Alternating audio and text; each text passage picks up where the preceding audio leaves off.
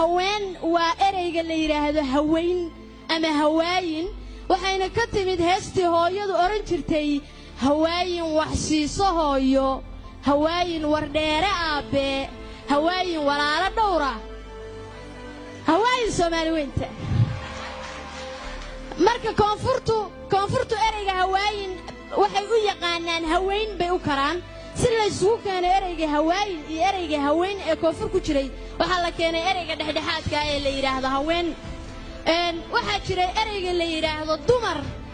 waa laba erey oo la isku kabay ereyga du iyo ereyga mar waxaana laga wadaa duudu ereyga du macnihiisu waa bu marna waa maridii waa joogto booska ay joogto marka buudii ama ubucdii bay joogtaa baa laga wadaa qofka haweenka ah waxaa jira ereyga la yiraahdo gabar mudana madaxweyne ereygaas wuxuu ka yimid kabar qayb macnaha qayb baanu ka nahay wax walba we are a part of everything wax walba qayb baanu ka nahay we are a part of development so haddaan wax walba qayb ka nahay waa inaan wax walba wanaaga maadaama dheeftii aan dhibtii aan qayb ka nahay xalinteedii dheeftiina inaan qayb ka noqono xalinta helitaankeedii waxay ka mid ahayd waxyaabihii meesha lagu gorfeeyey haddaan tusaale u soo qaadano maansooyinkii loo adeegsaday ereyadaas waxaa ka mid ahaa dalkeennu markii uu burbure dunya kala baday umuradahu markii uu dhiciyo sadad qalatowga afka iyo labada dan markay durug fogsi gaadhay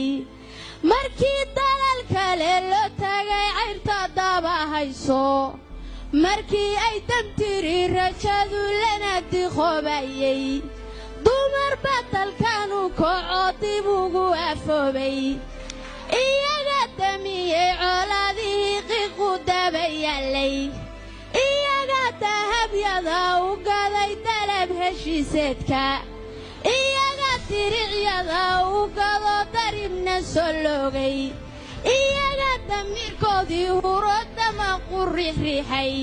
iyaga dantaas guud gartiyo dawada Soomaali mudane madaxweyne mar kale aanu isxusuusinaynay inaanu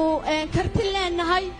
ragga inaanu ka awood badannahay maaha aanu ka awood yarayn laakiin aanu ku mashquulnay intaan iyaga soo dhisaynay ayaan waxaanu niri annagu walibaaxyaanu nahay haddaan luqunta taagnaaye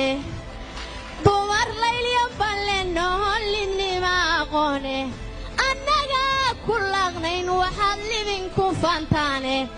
laan dayirti iyo laysla fahan dabinkii lala'e tartan baa la loolamahayaa leylkan dabadee